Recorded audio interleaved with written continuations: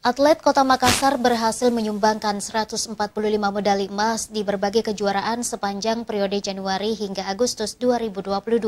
Ketua Koti Makassar Ahmad Susanto mengatakan pihaknya akan terus memperbaiki prestasi atlet dengan fokus pada pembinaan usia dini. Kota Makassar, insya Allah mudah-mudahan ke depan sinergitas kita, KONI dan media semakin. Komite Olahraga Nasional Indonesia KONI Kota Makassar memaparkan hasil prestasi atlet dari periode 1 Januari sampai 25 Agustus 2022.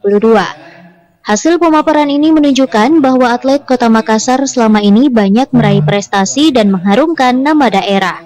Tercatat 145 medali emas yang berhasil disumbangkan, 103 perunggu dan 123 medali perak. Total medali yang diraih tersebut hasil dari berbagai ajang baik di tingkat lokal, nasional maupun internasional.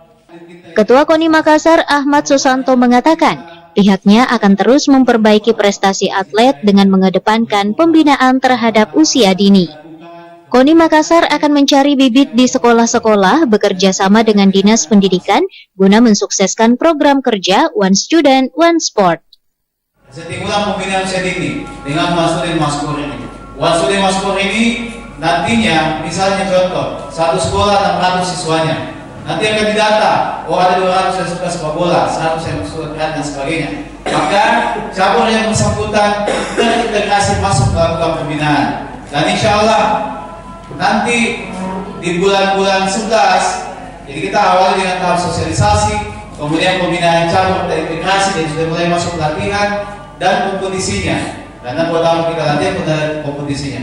Insya Allah di bulan 11 ke bulan 12 kita akan laksanakan Liga Pendidikan. Liga Pendidikan ini adalah tingkat SD dan SMP untuk mengukur kemampuan hasil daripada One Sport. Bukan hanya pemaparan prestasi atlet, KONI Kota Makassar juga menyampaikan persiapan mereka menuju Pekan Olahraga Provinsi Porprov ke-17 di Kabupaten Sinjai dan Bulukumba pada Oktober mendatang. Wahyu Saputra, Slebes TV.